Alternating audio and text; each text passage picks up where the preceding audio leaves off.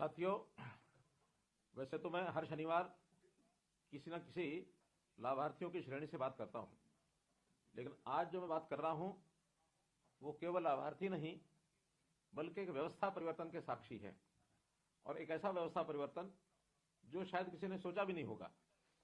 क्योंकि सरकारी नौकरी के साथ साथ जब भी कभी किसी विभाग को आउटसोर्सिंग के नाते जरूरत पड़ती थी तो कर्मचारियों को किसी न किसी ठेकेदार के माध्यम से लिया जाता था। और ये जो ठेकेदारी प्रथा थी, इसके अंदर कितनी शिकायतें हमको मिलती थी कि ठेकेदारी के माध्यम से तनख्वाह दिखानी कुछ और देनी कुछ। साइन कराते थे 15,000 पर या 18,000 पर और देते थे 11,000 अथवा 12,000। और साथ में कभी कभी तो ठेकेदारों का और विभाग का इतना नेक्सस बनता था कि संख्या बताई गई है 50 और तनख्वाह 50 की निकल रही है और लगाए गए हैं वहां 40 या 45। तो इस प्रकार के दोहरे नुकसान, सरकार का भी नुकसान और जो व्यक्ति लगते थे उनका भी नुकसान।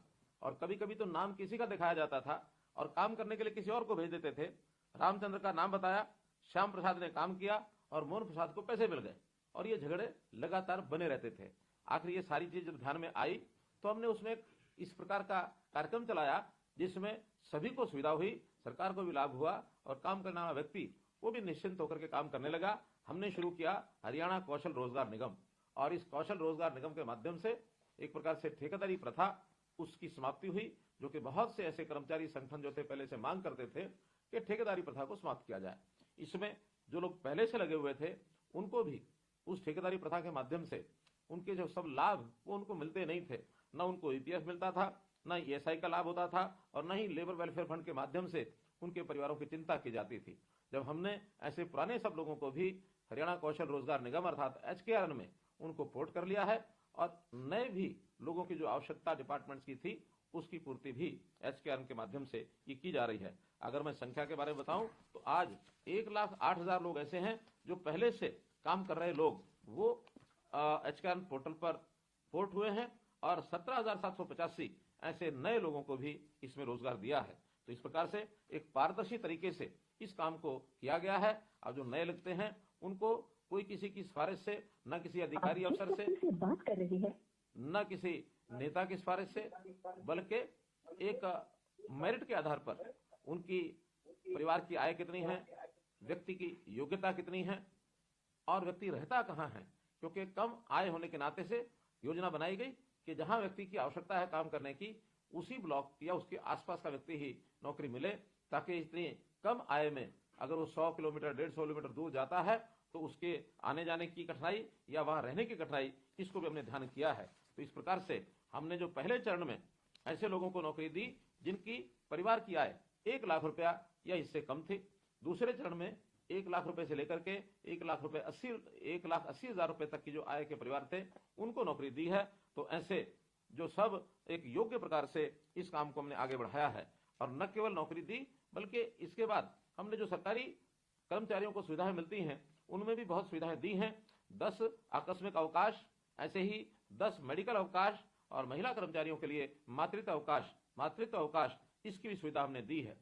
जैसे आयुष्मान भारत और चिरायु योजना के अंतर्गत जो योजना बनाई गई उसमें ऐसे सब लोगों को, क्योंकि ये श्रेणी 1,80,000 से लेकर के 3 लाख की आय के बीच में आते हैं, तो मात्र 1,500 रुपया उसका प्रीमियम देने के साथ ही उनको ये सुविधा उपलब्ध कराई गई।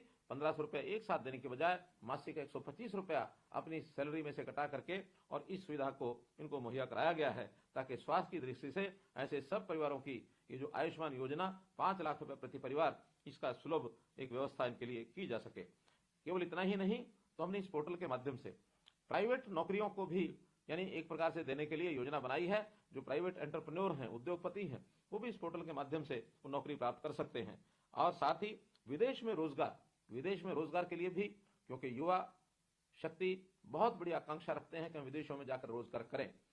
बहुत शिकायतें आई हैं कि वहां गलत तरीके से युवा एजेंटों के माध्यम से लाखों रुपया खर्च करके विदेशों में रोजगार के लिए जाते हैं, और वो भी इलीगल तरीके से डोंकी आदि का जो एक प्लेटफॉर्म बना कि डोंकी जंप के माध्यम से उनका एक टेस्ट आदि लेकर के उसको भेजने लगे, और बहुत से लोगों की तो जान जोखिम में भी आ गई। तो इसको ठीक करने के लिए हमने हरियाणा का जो हमारा विदेश सहयोग विभाग है उसके माध्यम से विदेशों में नौकरी देने का कार्यक्रम शुरू किया है। हाल ही में इजराइल, दुबई और यूनाइटेड किंगडम द्वारा मैन पावर की जो मांग की गई है, हमने विज्ञापन के माध्यम से ऐसे 10,000 से ऊपर लोगों को और उनको रोजगार देने के लिए रजिस्ट्रेशन करने को कहा है। और मुझे खुशी है बताते हुए कि लगभग 5,000 लोग ऐसा रजिस्ट्रेशन कर चुके हैं और अभी तो समय पर्याप्त बाकी है। इस समय में यदि लोग रजिस्ट्रेशन करते हैं तो उनका प्रशिक्षण करा करके और उनको विदेशों में भेजा जाएगा।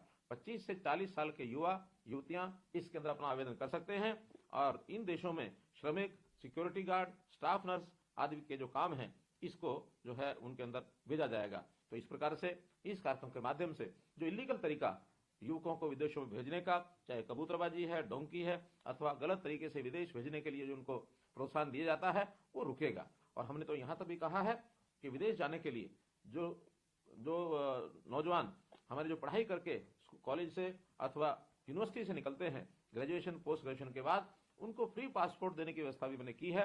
हजारों ऐसे बच्चे फ्री पासपोर्ट लेकर के भी बाहर निकले हैं ताकि विदेश जाने के लिए उनको ये सुविधाएं ये दी जा सके। तो मेरा आपसे निवेदन है कि यदि आप HKRN के माध्यम से अपना नाम सूची में लिखाना चाहें ताकि हमारे पास एक डाटा बैंक ये तैयार रहे कि आपकी योग्यता के हिसाब से, आपकी रैंकिंग के हिसाब से कहीं भी आपको नौकरी दिलाई जा सके, तो आप आज ही जो पोर्टल हमारा बना है hkrnl.iti.haryana.gov.in इसको खोल करके इस पर अपना पंजीकरण करें ताकि आप भी एक जिसको कहना चाहिए पंक्ति में एक क्यू में लग जाएं कि आपके रैंकिंग के हिसाब से आपको भी काम की ऑफर दी जा सके। हम आपको काम की ऑफर देते हैं, यदि आप स्वीकार करते हैं तभी आपको उसमें ज्वाइनिंग कराई जाएगी। इसमें भी आपको एक सुविधा जो है वो दी जाएगी।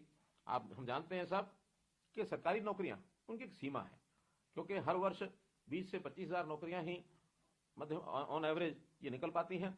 अब ये ठीक है कि पिछले कई वर्षों में हम सरकारी नौकरियां शायद उतनी नहीं दे पाए, तो अभी आगामी इस 6 महीने के अंदर अंदर 60,000 नई नौकरियां ये हम देने जा रहे हैं। हमने पिछले अपने 9.5 साल के कार्यकाल में 1 लाख से ऊपर सरकारी नौकरी ये दी है।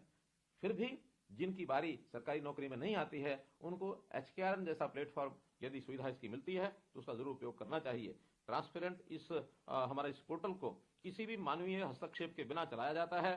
टेक इनबिल्ट ऑनलाइन सिस्टम इसमें हमने रखा है और इसमें SC BC का जो रिजर्वेशन है उसका भी पूरा ध्यान रखा गया है ताकि किसी वर्ग के साथ कोई अन्याय न हो, इसका भी हम ध्यान रखते हैं। आखिर ये जो सीधा लोगों को नौकरी रखते हैं, पहले तो कंट्रैक्टर्स के माध्यम से उनकी सैलरी जाती थी, लेकिन हमने उस प्लेटफॉर्म को ई-पेमेंट के माध्यम से सीधा उसके खाते के अंदर और ये जो पैसा है ये चला जाता है, इसलिए किसी की कोई शिकायत जो है वो कभी हमको मिलती नहीं है। और व्यक्ति जो इस प्रकार से रजिस्टर करते हैं उनकी कौशल विकास के नाते भी हमने हरियाणा कौशल विकास मिशन और विश्वकर्मा कौशल विकास विश्वविद्यालय इसके माध्यम से इनकी ट्रेनिंग भी कराई जाएगी और ट्रेनिंग के बाद जहां भी इसकी आवश्यकता होगी उन युवाओं को नौकरी जो है वो देने का प्रबंध करेंगे।